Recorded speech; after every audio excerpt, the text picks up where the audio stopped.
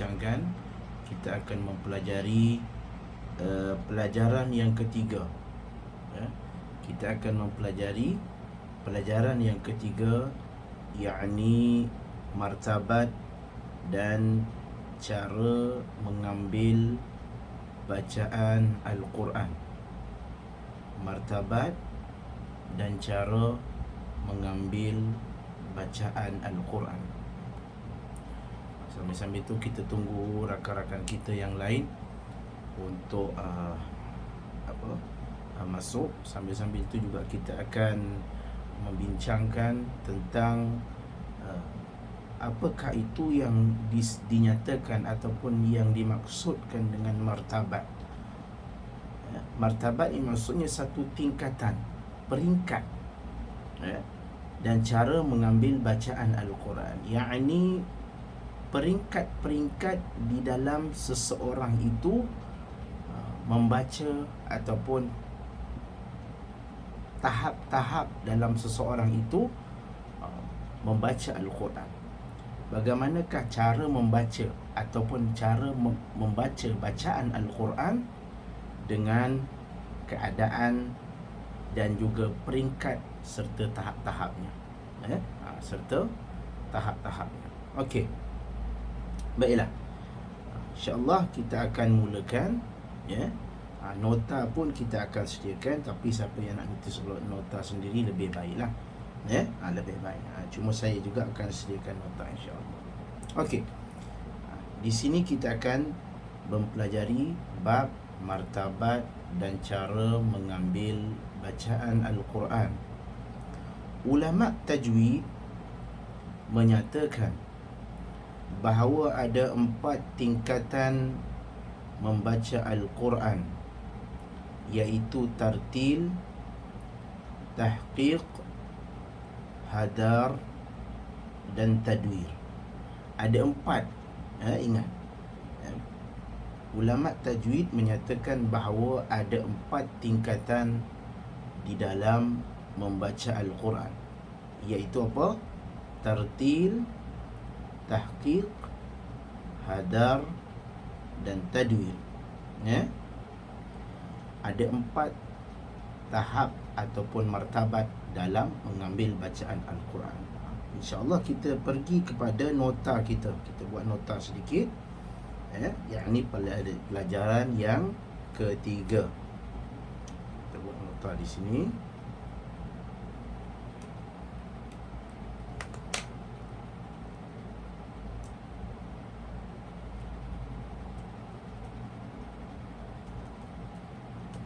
Martabat dan cara mengambil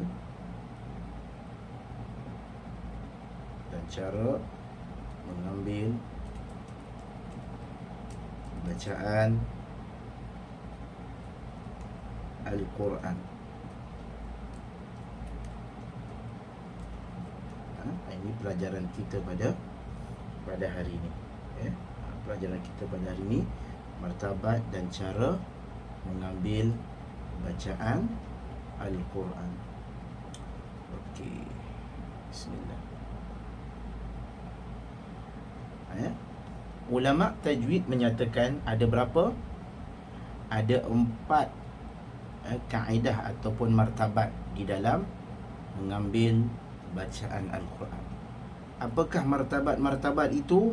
Ada 4 tempat. Kita tengok, tulis kita sini, ada 4 tempat.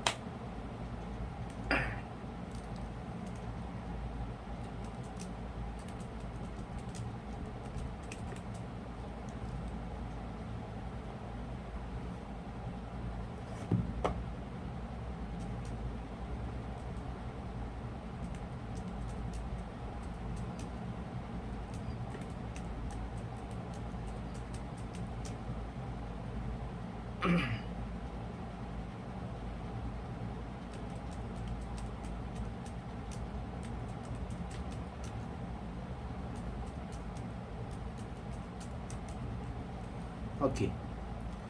Ada 4 tempat di dalam mengambil bacaan Al-Quran. Tempat yang pertama, the best ataupun tempat yang paling teratas sekali. Dia panggil adalah, yang pertama sekali adalah tartil. Yang pertama adalah tartil. Ini tempat yang paling teratas sekali. Tempat yang paling teratas adalah tartil. Apakah itu tartil? Apakah itu tartil? Nanti kita akan terangkan. Yang kedua apa? Yang kedua tahqiq. Yang kedua tahqiq. Ini martabat mengambil martabat mengambil bacaan Al-Quran yang kedua, yakni tahqiq. Ini martabat yang kedua. Yang ketiga, dengan cara hadar. Ini martabat yang ketiga, dengan cara hadar. Apakah itu hadar? Nanti kita akan terangkan. Dan yang keempat, ni apa? Yang keempat adalah tadwir. Ini cara mengambil bacaan yang keempat. Namanya adalah tadwir. Okey. Kita akan bincangkan satu persatu. Tartil, tahqiq, hadar dan tadwir. Kesemua ini akan kita bincangkan pada hari ini supaya faham maksudnya. Apakah itu tartil? Apakah itu tahqiq? Apakah itu hadar? Apakah itu tadwir? Kita pergi kepada nota kita. Okey. Kita lihat kepada nota kita. Yang pertama sekali, apakah yang dimaksudkan dengan tartil? Tartil ini adalah bacaan yang perlahan-lahan. Tartil iaitu bacaan yang perlahan-lahan. Bismillahirrahmanirrahim. Bacaan yang perlahan-lahan, yakni maksudnya ianya tenang ketika melafazkan huruf daripada makhrajnya dan diberikan hak dan mustahaknya serta tadabbur akan maknanya. Inilah martabat bacaan yang paling baik. Dalam Al-Quran juga Allah sebut warattilil Qur'ana tartila. Bacalah Al-Quran itu dengan tartil.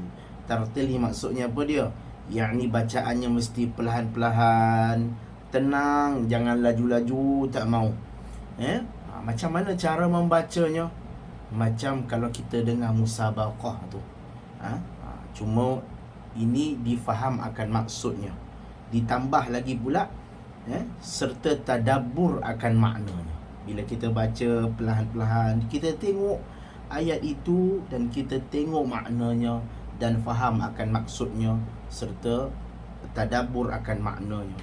Contohnya kita baca Alhamdulillahi Rabbil Alamin.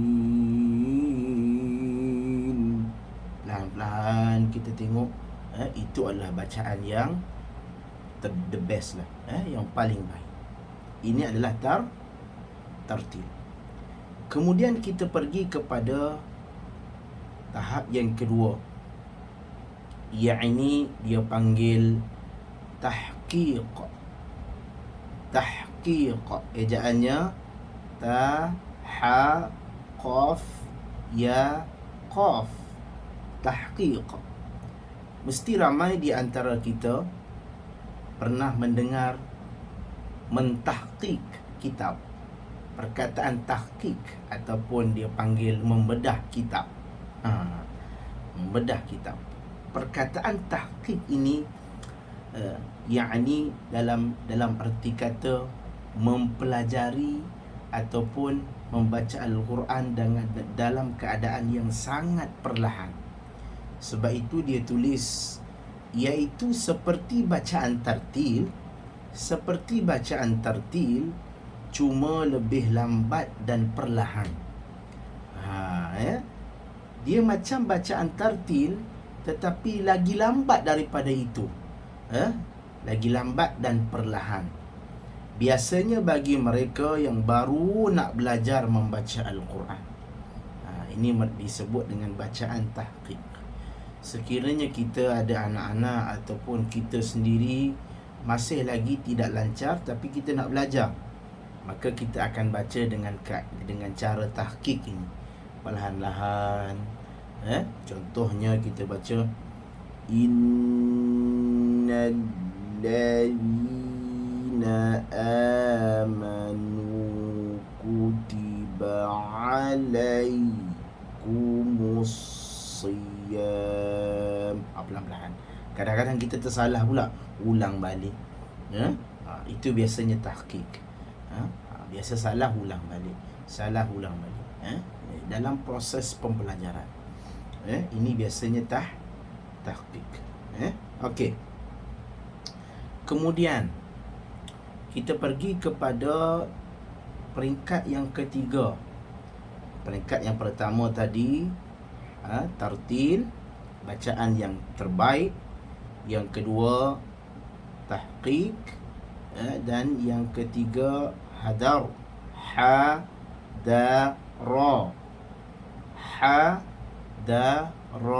Hadar. Hadar ni apa dia? Hadar ni iaitu kebiasaan bacaan bagi yang cepat. Bacaan yang cepat. Biasanya hadar ini adalah bacaan yang pantas dan cepat, tetapi masih lagi menjaga hukum hakam tajwid. Maknanya bukan cepat tu dia main langgar semua. Cepat tetapi masih lagi menjaga hukum tajwid. Kebiasaannya diamalkan oleh orang yang telah menghafal Al-Quran. Orang yang menghafal Al-Quran, mereka nak mengingat kembali hafalan mereka, mereka kena baca cepat. Maka kerana mereka ingin menjaga hafalan mereka, contoh mereka kena baca juzuk 1 hingga juzuk 5, mereka kena baca cepat, tak boleh baca tartil. Nanti makan masa 5 jam. Maka mereka kena baca cepat untuk menjimatkan masa. Tetapi mereka masih lagi menjaga hukum tajwid. Contohnya innal ladzina kafaru, laju dia baca, ya ayyuhalladzina amanu, laju dia akan baca secara pantas. Contohnya kalau kita lihat, bila imam-imam sebelum dia naik tarawih ataupun sebelum dia naik menjadi imam tarawih, ataupun pelajar-pelajar tahfiz, sebelum dia naik menjadi imam tarawih, maka mereka ini akan membaca dulu. Mereka ini akan mengulang hafalan mereka. Bagaimana mereka nak mengulang? Mereka tak boleh baca Bismillahirrahmanirrahim. Tak boleh baca macam itu. Mereka tak boleh baca macam itu. Kalau tidak, tak sempatlah nak mengulang juz 1 hingga juz 5 contoh. Mereka kena baca cepat. Bismillahirrahmanirrahim. Innal ladzina kafaru sawa'un 'alaihim a'anzartahum am lam tunzirhum la yu'minun. Khatamallahu 'ala qulubihim wa 'ala sam'ihim wa 'ala absarihim ghishawah wa lahum 'adzabun 'adzim. Dia baca begitu, speed bacaan dia, tetapi masih lagi menjaga hukum tajwid. Namun hadar ini tidak sesuai untuk dibawa ke dalam solat. Hadar tidak sesuai untuk dibawa ke dalam solat. Kerana dalam solat, apabila kita menjadi imam, terutamanya bagi orang lelaki, maka di dalam solat kita nak membaca, terutamanya bacaan yang jahar, imam mesti nak membaca dengan keadaan kuat, dan bacaan itu mesti didengari oleh makmum. Jadi makmum nak dengar bacaan imam. Kalau imam baca hadar, maka makmum tidak akan dapat tangkap ayat apakah yang imam baca. Jadi hadar tidak sesuai untuk dibawa di dalam salat. Dia sesuai untuk dibaca terutamanya untuk mengingatkan hafalan dalam keadaan naik kereta ke dan sebagainya ke. Cuma bacaan tahqiq juga tidak sesuai untuk seseorang itu bawa ke dalam solat apabila dia jadi imam. Bayangkan kalau imam itu solat isyak membaca dalam keadaan tahqiq, maka akan menyebabkan lambat dan akan menyebabkan makmum marah. Begitu juga dengan tartil. Boleh bawa tetapi agak sedikit lama lah. Sebab itu ada larangan daripada Nabi SAW. Nabi SAW mendapat khabar bahawasanya ada seorang yang mana apabila dia jadi imam, dia melambatkan bacaan, memanjangkan bacaan. Maka Nabi larang pada ketika itu kerana Nabi kata di belakang kamu tu, apabila kamu menjadi imam, di belakang kamu tu tengok dulu ada siapa kat belakang tu. Ada apa? Ada orang tua ke, ada budak kecil ke? Maka ringankan bacaan. Maknanya baca yang pendek ataupun ringkaskan. Jangan baca terlalu lama, ataupun baca terlalu lenggok, itu terlalu burdah, itu terlalu banyak sehingga menyebabkan tempoh solat itu menjadi lama dan menyebabkan kerisauan dan kegelisahan. Dan yang paling terbaik adalah untuk menjadi imam adalah bacaan secara tadwir. Bacaan secara tadwir. Tadwir ni iaitu martabat pertengahan. Dia di tengah-tengah di antara bacaan tartil dan bacaan hadar. Bacaan tartil ni apa? Bacaan yang perlahan-lahan tapi lancar, tapi perlahan. Dan juga hadar, lancar tapi laju. Yang ni tadwir. Tadwir ni di tengah-tengah. Maksud di tengah-tengah ni maksudnya apa dia? Yang ini dia tidaklah terlalu perlahan sangat ataupun tidaklah terlalu cepat sangat. Contohnya macam kita tengok imam-imam tu di masjid-masjid, mana-mana masjid, mereka akan bawa bacaan tadwir ataupun cara membaca dengan bacaan tadwir. Alhamdulillahi Rabbil Alamin, Ar-Rahmanir Rahim, Maliki Yawmiddin, Iyyaka na'budu wa iyyaka nasta'in. Mereka akan baca begitu. Mereka akan baca begitu.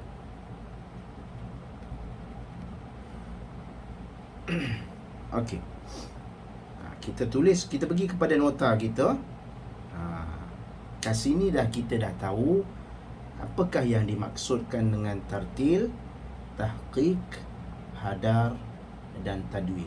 Sekarang saya nak tanya kepada seorang-seorang lah.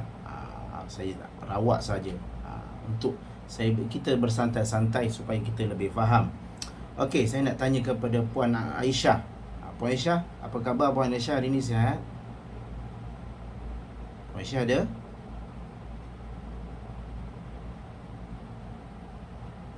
Okey. Nampaknya Puan Aisyah okey hari ni? Sihat, alhamdulillah. Okey Puan Aisyah, kita pun dah ada sedia maklum tentang 4 tahap tadi. 4 tahap tadi. Okey. Saya nak tanya Puan Aisyah, tartil ni apa dia Puan Aisyah? Sebab kita nak masukkan dalam nota ni. Tartil ni apa ni? Apa maksud tartil ni? Bacaan yang mengikut tajwid, bacaan yang perlahan. Bacaan yang bacaan yang perlahan. Bacaan yang perlahan. Perlahan dia mesti ikut tajwid lah. Bacaan yang perlahan, tenang. Lagi memberikan makhrajnya tepat, memberikan hak pada makhrajnya, berikan hak pada makhrajnya, memberikan hak pada makhrajnya, dan tadabbur akan maknanya, dan tadabbur akan maknanya lah. Bacaan kita tak boleh bertadabbur maknanya, makna ayat Al-Quran tu. Contoh kita baca Alhamdulillahi Rabbil Alamin. Bila kita baca tu, kita faham, oh, aku ini sedang membaca Maha Suci Allah, Tuhan sekalian alam. Kita faham akan maknanya. Itu bacaan yang terbaik. Tartil ni bacaan yang terbaik. Bacaan yang paling terbaik. Tapi tak boleh baca lah, jadi imam tak boleh baca lah. Ataupun boleh baca kalau boleh baca secara tadarus pun boleh, kalau kawan-kawan tu sabarlah. Kalau kawan-kawan tu tak sabar, apalah Puan Aisyah ni lambat sangat lah, aku nak pergi beli sayur lepas ni kan. Kan? Jadi makanya tengok kepada keadaan lah, tengok kepada keadaan. Kalau kawan tu jenis yang suka Puan Aisyah baca, Puan Aisyah bacalah tartil, kami suka, Puan Aisyah bacalah sejam pun tak apa. Tengok keadaan bagaimana. Okey. Tapi kita tulis kat sini, yakni bacaan yang perlahan, tenang, dan juga memberikan hak pada makhraj serta tadabbur akan maknanya. Ini bacaan secara tartil. Okey, terima kasih Puan Aisyah kerana memberikan respon yang baik. Okey, sekarang kita nak cuba pula Puan Zuriah.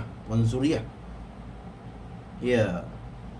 Okey, Puan Zuriah, kita tadi dah terangkan tentang bacaan tartil.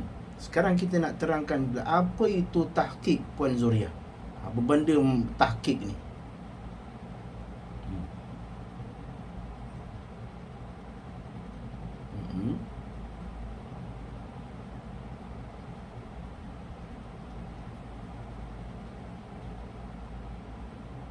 Maknanya bacaan tadi lebih lambat daripada tartil. Maksudnya khas untuk orang yang belajar Quran.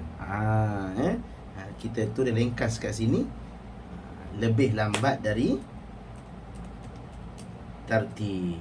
Mudah saja, ringkas saja, lebih lambat dari tartil. Tujuannya apa? Untuk orang yang baru belajar membaca Al-Quran. Bagus belajar membaca Al-Quran. InsyaAllah kelas kita ni kita rakam, nanti saya masukkan dalam channel YouTube. Nanti siapa yang tak hadir nanti boleh tengok lah. Boleh tengok. Okey. Lebih lambat dan daripada tartil, dan untuk orang yang baru belajar membaca Al-Quran. Ini apa? Untuk tahqiq. Okey, terima kasih Puan Zuriah kerana memberikan jawapan yang bagus dan baik. Okey, seterusnya kita pergi kepada hadar. Hadar ni siapa saya nak pilih saya pilih Puan Zuraini. Puan Zuraini. Puan Zuraini ada? Dalam kereta Puan Zuraini. Boleh ke? Boleh. Okey, okey. Kalau drive saya tak bagi dia. Okey. Hadar ni apa Puan Zuraidah?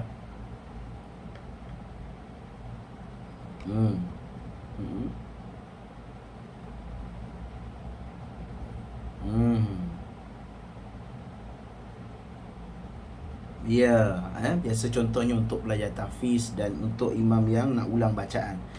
Cuma walaupun dia cepat, tetapi masih lagi menjaga hukum tajwid lah. Bagus. Terima kasih Puan Zuraini. Maknanya apa dia? Bacaan yang cepat. Saya tulis kat sini bacaan yang cepat. Bacaan yang cepat. Yang penting dia menjaga hukum tajwid, tetapi masih menjaga hukum tajwid. Masih lagi menjaga hukum tajwid. Ringkas sahaja, bacaan yang cepat tetapi masih lagi menjaga hukum tajwid. Okey. Dan yang terakhir, yakni bacaan tadwir.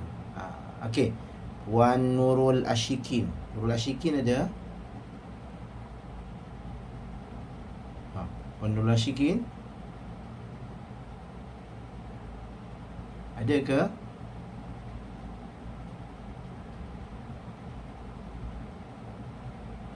Wan Nurul Ashikin ada? Dia dengan suara dia. Okey, kalau tak ada tak apa, kita pergi kepada yang lain. Puan Syamsinur ada?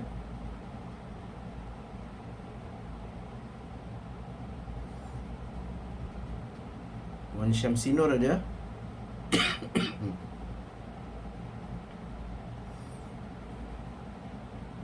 Ada ke Puan Syamsinur?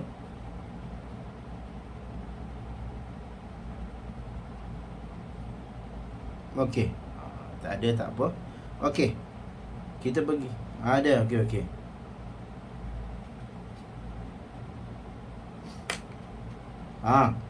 Okey. Tak apa, saya tak apa.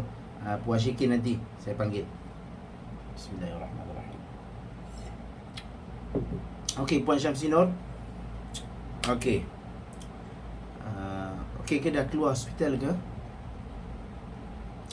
Okey. InsyaAllah sahabat kita ni, rakan kita Puan Syamsinur ni, dia di hospital. Mudah-mudahan Allah beri kesembuhan. Okey. Tadwir. Tadwir ni apa dia?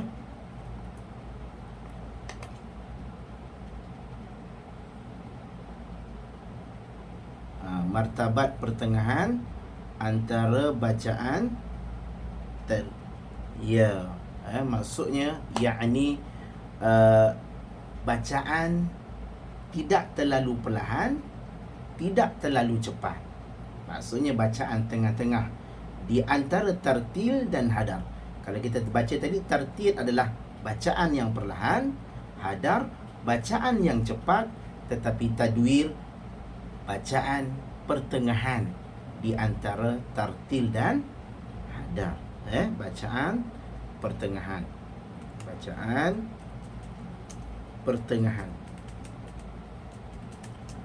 di antara tartil dan hadar. Bacaan pertengahan di antara tartil dan hadar. Okey. Inilah dia nota ringkas kita, yakni martabat dan cara mengambil bacaan Al-Quran. Kalau kita lihat nota kita, okey, ulama tajwid menyatakan bahawa ada dua cara mengambil bacaan daripada seorang guru itu. Yang pertama, belajar mengambil dengan mendengar daripada guru, mendengar bacaan daripada guru. Inilah cara yang diamalkan oleh golongan mutaqaddimin. Mutaqaddimin yakni golongan-golongan yang awal. Oleh sebab itu, Nabi SAW apabila ingin belajar Al-Quran, Nabi akan mendengar bacaan daripada malaikat Jibril alaihi salatu wassalam. Nabi dengar dulu, Jibril baca, kemudian Nabi ikut. Begitu juga para sahabat yang ingin membaca Al-Quran ataupun mempelajari Al-Quran, maka dia akan mendengar dahulu guru ataupun sahabat yang lebih mahir membaca Al-Quran. Mereka akan dengar dulu, baru mereka ikut. Contohnya bila kita baca, contoh macam guru baca, A'udzu billahi minasyaitonir rajim, barulah anak murid ikut. A'udzu billahi minasy syaithanir rajim. Macam itulah. Yakni pelajar mengambil dengan mendengar bacaan daripada guru. Kemudian ada peringkat yang kedua, guru mendengar bacaan pelajar dan memperbetulkan kesalahannya. Inilah cara yang diamalkan oleh golongan mutaakhirin, golongan yang terkemudian. Golongan yang terkemudian maksudnya termasuklah kita ni. Golongan yang terkemudian, mutaakhirin. Biasanya siapa yang mengaji dengan ustaz-ustaz ataupun bertalaqi, maka kita akan baca dulu. Anak murid akan baca dulu. Kerana bacaan itu sudah dikenali dan sudah biasa didengari. Maka cuma kita guru nak perbetulkan sedikit-sedikit saja kesalahan, terutamanya dalam bab tajwid. Adapun yang terbaik iaitu menggabungkan kedua-duanya dalam satu masa. Kadang-kadang bila anak murid itu masih lagi tersangkut-sangkut, tak dapat membaca dengan betul, maka guru akan baca dulu. Contoh, kalau kita tengok dalam ayat Al-Quran kan, okey, contoh ayat Al-Quran. Kalau kita baca dalam ayat Al-Quran, kita pun ada anak murid yang tak boleh nak baca. Innallazina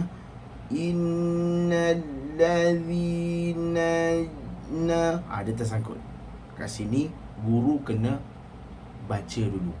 Innallazina ja'u bil ifki usbatum minkum. Barulah anak murid baca. Anak murid baca macam mana? Baca mesti dengan bacaan tahqiq. Innallazina ja'u bil ifki usbatum minkum. Baca satu-satu. Inilah cara bacaan yang biasanya perlu diamalkan dalam kita nak membaca ataupun kita nak mempelajari Al-Quranul Karim. Okey, setakat ni apa, ada apa soalan? Kalau tak ada, insya-Allah kita masuk bab yang kedua, yakni bab kesalahan di dalam membaca Al-Quran. Bab kesalahan di dalam membaca Al-Quran. Okey, kita bagi bab kesalahan di dalam membaca Al-Quran. Okey, buka muka surat 11 siapa yang ada buku, insya-Allah. Siapa yang tak ada boleh tengok nota dalam ni. Pelajaran 4, yakni kesalahan di dalam membaca Al-Quran. Hari ni kita santai-santai saja. Saya pun suara saya tak berapa okey sangat sebab biasa batuk dan sakit tekak. Jadi kita santai-santai saja pada hari ini. Okey. Pelajaran 4, kesalahan di dalam membaca Al-Quran. Dalam kita membaca Al-Quran, berhati-hati, kerana Al-Quran ini dia ada disiplin dan cara membaca yang tersendiri. Tak boleh main langgar saja. Sebab itu kita perlu mempelajari ilmu tajwid untuk matlamatnya menjaga lidah daripada melakukan kesalahan. Terdapat 2 jenis kesalahan yang berlaku ketika membaca Al-Quran. Uraiannya seperti berikut. Ayat ni nanti juga kita akan buatkan nota. Yang pertama disebut dengan nama lahan jali. Lahanun, lahn. Ja, lam, ada ya, ada syaddah di situ. Lahan jali bermaksud yakni kesalahan yang nyata. Lahan jali ini terjadi dalam beberapa keadaan, iaitu yang pertama, tertukar huruf yang mampu mengubah makna Al-Quran. Tukar huruf. Contohnya, biasa kita baca huruf ha, tapi kita jadi huruf ha besar.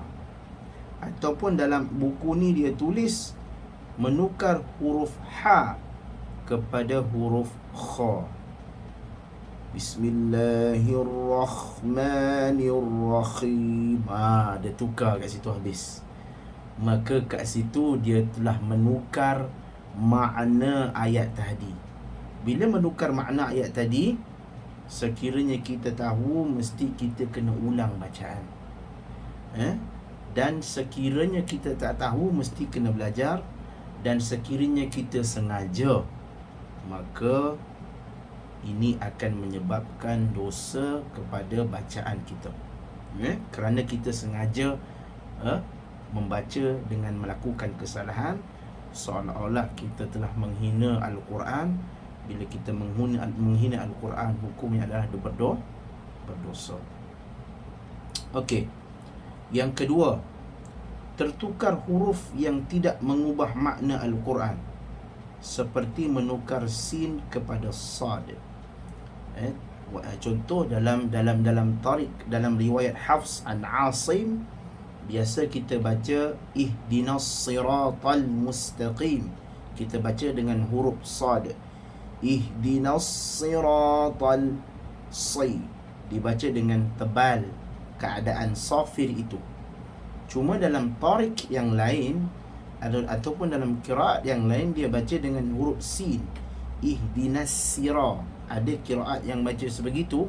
Walaupun dia tidak mengubah makna, tetapi kita mesti membaca dengan keadaan, mesti kita kena tahu apakah riwayat yang kita baca.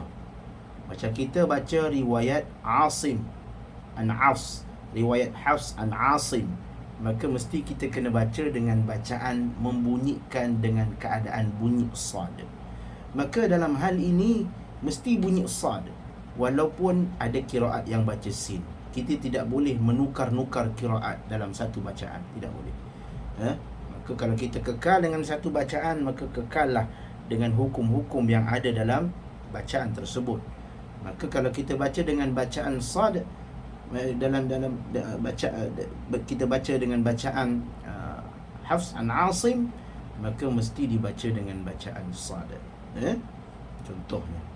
Okey, yang ketiga, tertukar baris yang mengubah makna Al-Quran, seperti menukar baris fathah, yakni tertukar baris atas kepada baris dhammah pada kalimah ta umpamanya. Contohnya, kita baca siratal ladzina an'amta alaihim. Biasa kita baca macam itu. Tetapi kita menukar pula, siratal ladzina an'amtu alaihim. Maka kat sini dia boleh menukar makna, kerana tertukar huruf, tertukar baris tadi boleh menukar makna. Jadi kat sini juga ia merupakan kesalahan yang nyata, yang apabila kita salah, kita perlu ulang bacaan. Ulang bacaan. Cuma saya tambah sedikit, membaca terlalu panjang juga merupakan kesalahan yang besar. Membaca terlalu panjang, bukan pada tempatnya. Contoh, Bismillahirrahmanirrahim. Biasa kita suka baca begitu. Bismillahirrahmanirrahim. Melebihkan mad lebih daripada kadar 2 harakat. Alhamdulillahi rabbil. Kat situ juga kesalahan yang patut kena ulang semula, dan itu kesalahan yang besar. Dinamakan lahan jali kerana kesalahan ini dapat diketahui oleh kebanyakan orang, sama ada qari ataupun tidak. Hukumnya haram lagi berdosa. Sekiranya haram lagi berdosa ini sekiranya kita sengaja melakukan kesalahan itu, walaupun kita sudah belajar. Kalau kita tak ada belajar, maka dimaafkan, tetapi kita mesti menuntut ilmu. Tetapi kalau kita dah belajar, tetapi kita masih lagi buat leceh aja. Contohnya, Hari ni kita malas lah nak sebut huruf ha. Malas lah, saya malas nak sebut huruf ha lah. Penat lah 1 jam berlatih huruf ha. Contoh, kita pun pergi solat, kita bagi baca Alhamdulillahi Rabbil Alamin, Bismillahirrahmanirrahim. Maka kita tahu benda tu salah, tetapi kita buat juga, maka hukumnya adalah haram, lagi berdosa. Apatah lagi kita membaca surah Fatihah dalam solat, maka solat kita juga tidak sah, kerana Fatihah merupakan rukun di dalam solat. Maka kena ulang baiklah. Itu yang saya nak tekankan kat sini. Yang kedua, lahan khafi. Lahan khafi, yakni kesalahan yang tersembunyi. Kesalahan yang tersembunyi. Kesalahan khafi ni biasanya tidaklah mengubah makna. Cuma kesalahan-kesalahan ini tidak dapat dikesan oleh orang kebanyakan. Orang kebanyakan tak boleh kesan. Yang boleh kesan hanya orang-orang yang pakar di dalam ilmu Al-Quran. Biasanya kesalahan tak cukup dengung, kesalahan idgham, kesalahan ikhfa, kesalahan-kesalahan sebegitu. Kesalahan-kesalahan sebegitu yang biasanya berlaku.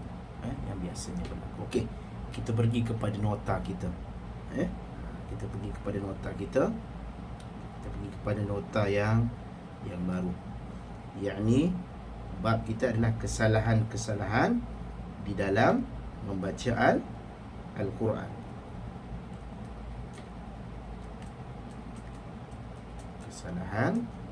Kesalahan dalam membaca Al-Quran.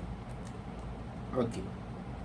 Kesalahan-kesalahan dalam membaca Al-Quran. Ada 2 kesalahan. Apakah dia kesalahannya? Yang pertama sekali, kesalahannya adalah lahan jali. Lahan jali. Kesalahan yang pertama adalah lahan jali. Kesalahan yang kedua apa dia? Lahan khafi. Yang kedua adalah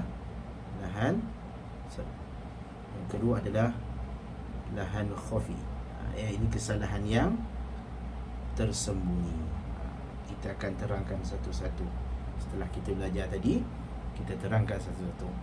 Apakah itu lahan jali? Lahan jali ni adalah kesalahan yang nyata. Kesalahan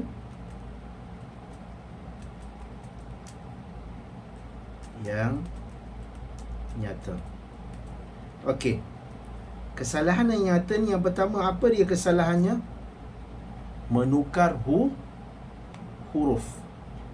Menukar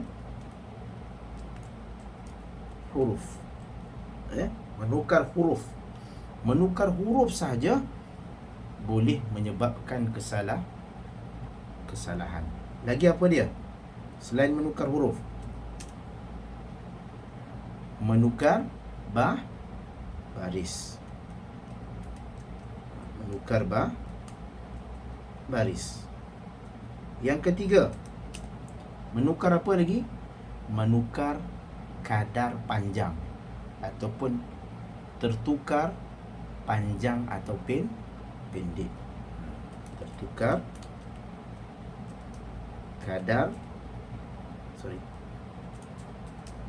panjang atau pendek juga menyebabkan kesalahan itu jelas. Apa hukumnya? Hukumnya adalah haram lagi berdosa. Haram lagi berdosa. Inilah dia punya kesalahan-kesalahannya yang perlu kita elakkan, ya. Perlu kita elakkan. Ini kesalahan-kesalahan yang perlu kita elakkan. Okey. Tetapi bagi lahan khafi, bagi lahan khafi, ya.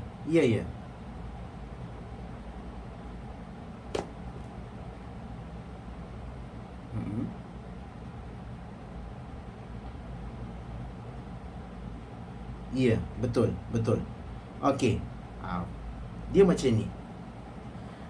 Saya dah terangkan tadi. Kalau dalam nota tu, kita pergi nota balik. Okey. Kalau kita lihat kat sini, ada tertukar huruf yang boleh mengubah makna, ada tertukar huruf yang tidak mengubah makna. Bila maksudnya tertukar huruf, kita pergi kepada mention yang kedua, tertukar huruf yang tidak mengubah makna. Contohnya, kita menukar huruf sad kepada huruf sin. Walaupun dalam qiraat ada qiraat yang membaca ihdinasi, membaca dengan keadaan sin. Membaca dengan keadaan huruf sin. Ihdinas siratal mustaqim. Tetapi kita dalam qiraat Hafs an Asim, kita baca dalam keadaan membaca bunyi sad. Ihdinas si.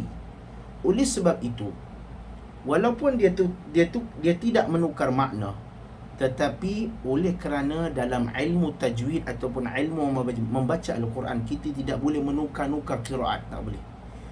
Kita tak boleh menukar-nukar sesuka hati qiraat. Ayat pertama sampai ketiga kita baca qiraat Hafs an Asim, tiba-tiba tukar jadi qiraat riwayat Qalun pula, tak boleh. Tak boleh begitu. Kalau nak baca satu je, tak boleh. Akan menyebabkan kekeliruan. Oleh sebab itu, walaupun dia tidak mengubah makna, tetapi dia telah mengubah. Contoh, kalau kita riwayat Hafs an Asim, kita baca sad, kita baca sad, tapi kita pergi tukar baca sin, yang merupakan satu kesalahan juga, yang mana namanya kesalahan yang nyata, maksudnya yang jelas. Awak baca sad, awak baca sin tu, awak tidak baca huruf sad. Walaupun tidak mengubah makna, tetapi dia masih lagi kesalahan yang nyata, yang perlu diulang balik sekiranya dia melakukan kesalahan tersebut. Wallahu ta'ala alam. Adakah menjawab soalan? Kalau menjawab soalan, insya-Allah. Okey. Ya, sama-sama kita tak sambung nota kita. Okey. Yakni pada lahan pada lahan khafi. Ya.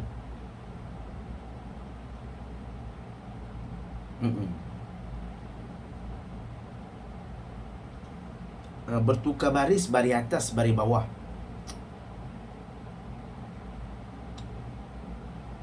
Pandang pendek ni tidak disebut di dalam buku, tapi saya tambah sedikit lah. Contohnya kita baca Bismillahirrahmanirrahim, panjang sampai 4 harakat. Kita walhal kita baca pendek saja, kita baca 2 harakat saja. Tapi kita, ataupun kita baca biasanya kita baca Alhamdulillahi Rabbil Alamin, tapi kita baca tu pendek. Alhamdulillahi Rabbil Alamin. Contoh. Maka dia boleh juga, kesalahan itu akan jadi kesalahan yang jelas.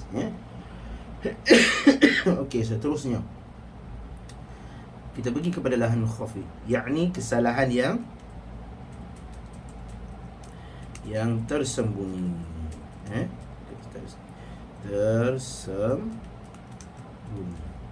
Tersembunyi. Okey. Yang pertama sekali, kesalahan yang tersembunyi ini, yakni kesalahan daripada segi dengung lah biasanya. Kesalahan dari sudut gunnahnya ataupun kesalahan daripada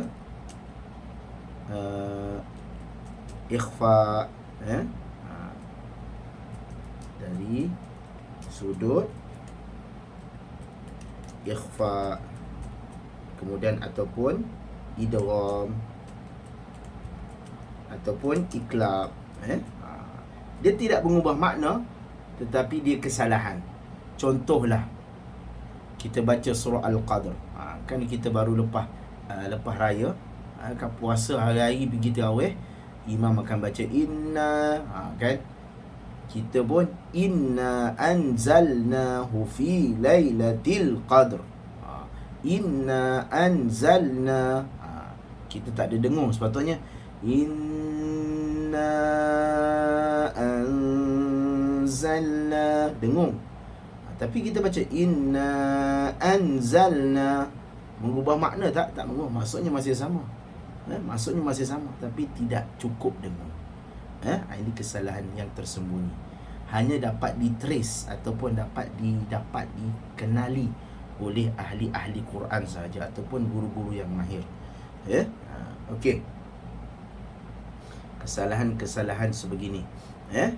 Maknanya kalau kita lihat dalam nota kita, okey, dinamakan lahan khafi kerana kesalahan ini hanya diketahui oleh mereka yang mahir. Kesalahan jenis ini dikata tidak akan mengubah apa? Mengubah makna Al-Quran. Kalau kita tengok sini, tidak akan mengubah makna Al-Quran, ya. Tidak mengubah makna Al-Quran. Tetapi dikata apa?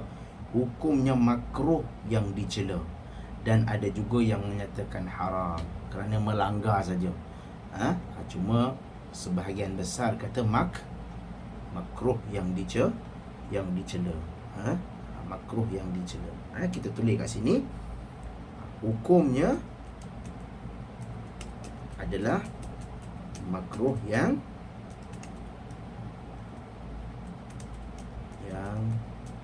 dicela. Sebahagian menyatakan haram. Ya, sebahagian menyatakan haram. Habis dah nota kita pada hari ini. Okey, ada apa-apa soalan?